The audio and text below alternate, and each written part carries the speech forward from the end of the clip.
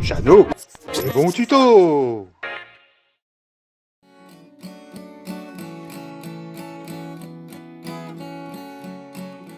Bonjour à tous. Alors, je suis en train de boire le café avec ma femme et je lui dis je vais faire un tuto un aimant à un ami. Elle me dit quoi un amant pour la vie? Je dis non, j'y gamine. Je dis quand même. Elle me dit oui, là, tu m'as même cette année, tu m'as même pas offert de muguet, un petit brin de muguet, tout ça. Oh, je lui dis, mais cette année, t'as le brin, et puis l'année prochaine, je te ramènerai le muguet.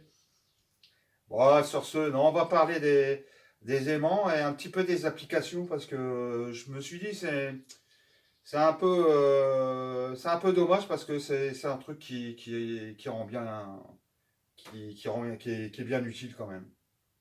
Bah, une des applications la plus connue, c'est le joueur de boules hein, pour éviter de se baisser, hein. Voire même si vous avez un super aimant en néodyme, vous pouvez même relever votre canette, hein. Mais moi, bon, ce que j'utilise le plus, hein, voilà, c'est pour maintenir une vis, hein. Donc je colle un. Ça, c'est en fait un aimant en néodyme qui vient d'un disque dur. Ils sont très puissants, ils sont très bons, ceux. Voilà, comme ça, je tiens ma vis pour le mettre. Après, vous avez le fameux l'embrayage là, des MBK, tout ça, pour enlever les rondelles de calage. Voilà, ça va hyper bien. Il y a la technique de la soufflette, mais la soufflette, des fois, ben, ça part et puis après, vous retrouvez plus vos pièces. Après, une des autres utilisations aussi, c'est la régulation. Voilà, ça, c'est du fer à souder. Et c'est aimanté, en fait, il y a des numéros qui correspondent aux températures.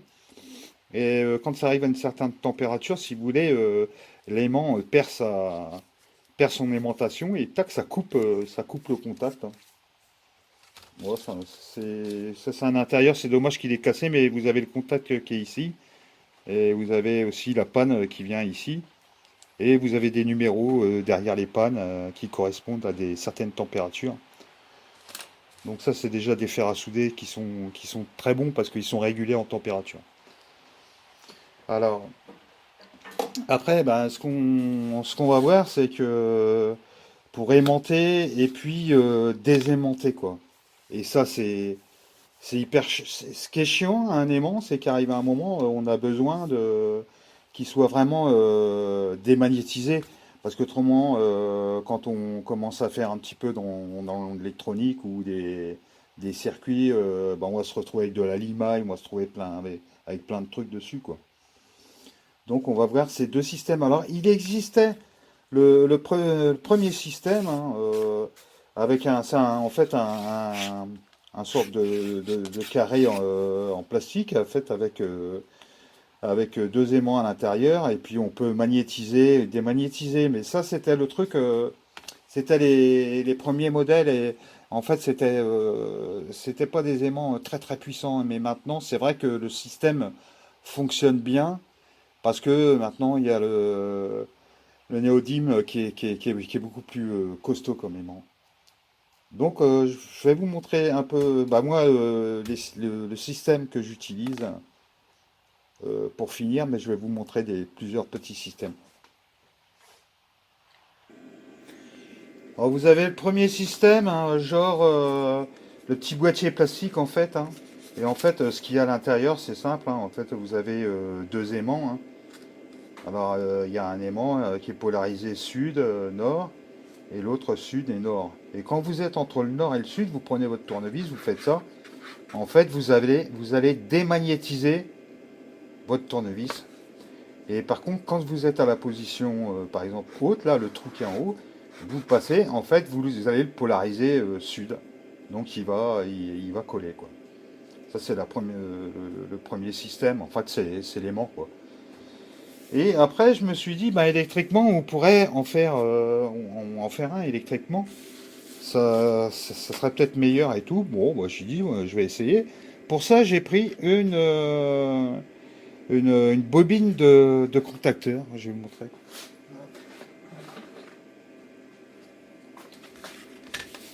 tout simplement une bobine de contacteur en 220. Et bah, j'ai calculé son intensité. Parce que ce qui est très important, c'est que ici vous avez un circuit magnétique, du fer. Et il faut savoir que si vous supprimez le noyau magnétique, la bobine va monter en intensité et elle va cramer. Alors souvent, je vois sur internet des gens là ils font une pompe, là, ils enlèvent le noyau du moteur, ils mettent un tuyau en plastique à l'intérieur et tout. Alors c'est sûr que c'est euh, c'est des conneries, hein. Ils vont cramer, l'enroulement va cramer tout de suite. Donc j'ai fait mon premier calcul, clac clac.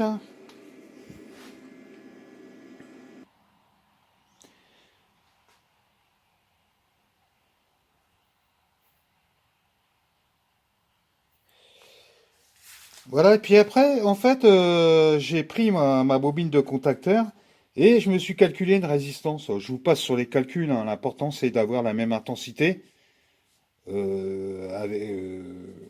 quand il y a pas de noyau ferrimagnétique. Donc je suis arrivé à déterminer une résistance de 5 kΩ, 10 watts, ou 9 watts. 9 watts c'était 9 watts, mais ouais, je mets 10 watts pour avoir une sécurité. Et puis il y a un truc qu'il faisait bien, c'était une ampoule, voilà, euh, une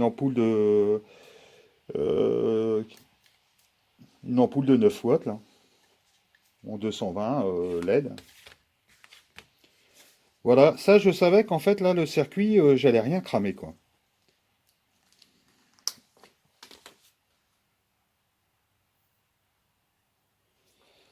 Du coup après je suis parti d'un petit circuit. Alors, quand je vais vouloir, c'est en fait un bouton poussoir trois positions. Un bouton poussoir, c'est deux inverseurs. Et il a trois positions. En fait, un coup, je vais descendre. J'ai une position centrale, fixe. Un coup, je vais descendre ces deux-là. Et un coup, je vais monter les deux l'autre. Et en position repos, c'est sa position repos, là, en trois positions. Un coup, du coup, j'ai ma lampe qui est en série pour éviter de cramer ma bobine. Un coup, je vais alimenter ma bobine, ouais, en position haute. Je vais l'alimenter en alternatif. En alternatif, vous allez avoir les pôles qui vont changer. Donc, ça va être ma position démagnétisation. Et quand je vais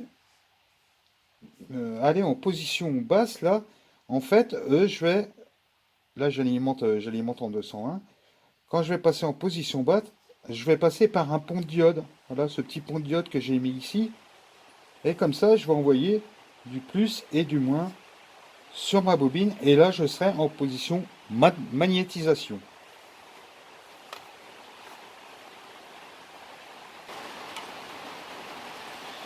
Alors voilà, bon, je vais pas vraiment développer, hein, parce que le circuit, il est vraiment, vraiment simple, hein. Donc là, on va faire l'essai. Là, je suis pas magnétisé. Donc là, je suis en position magnétisation. Ça marche. Et là, je vais basculer en position démagnétisation.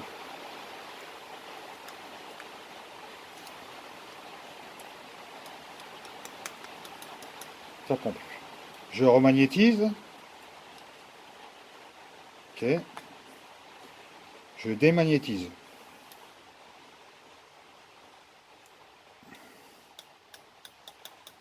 Et voilà, ça fonctionne super bien. Après, il y a l'autre méthode, oh, que je vais dire que j'utilise le plus. C'est la méthode du feignant. Voilà, quand je veux magnétiser mon tournevis, ce que je fais, c'est allez, là, j'ai six petits aimants néodymes. Donc je magnétise mon truc et puis voilà, ça fonctionne très bien. Et après, si je veux le démagnétiser, en fait, il y a une petite astuce.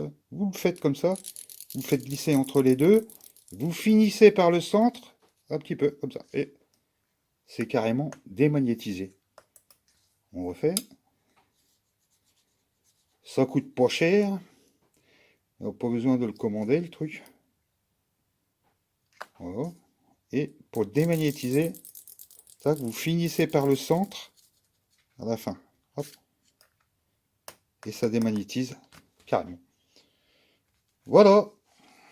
Bon, ça, ouais, je l'ai quand même proposé quand même parce que ça peut être intéressant, pas que parce que ça en fait ça démagnétise super bien ça par contre, hein. Alors voilà, alors faites pas comme moi, hein. Là j'ai travaillé sous tension, hein. C'était juste pour vous montrer ce qu'il fallait pas faire, hein. Mais mettez ça dans un boîtier et puis mettez sous tension une fois que tout est protégé, parce que là il y a du 220 qui se promène, hein. Voilà, un coup je suis hop, là. Donc voilà, il y a le pont de diode, hein, c'est la bobine de contacteur. Alors ce qu'il faut retenir, bah, c'est qu'une bobine, si elle n'a pas son, son noyau ferromagnétique, elle va monter en intensité et puis elle va cramer, hein. Que là, elle cramera pas parce qu'on a calculé, on a mis une résistance. Ah, vous pouvez mettre à la place de la lampe, hein, vous pouvez mettre une résistance de 5 kOhms en 10 watts, hein. Ça va le faire, tout pareil, hein.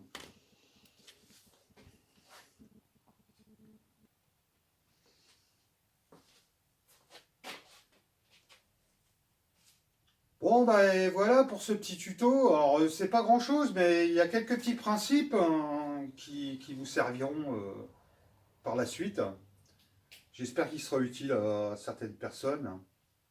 Mais pour les bricoleurs, on a toujours un besoin d'aimanter ou désaimanter un tournevis, hein. C'est toujours utile. Sur ce, au revoir et bisous à tous!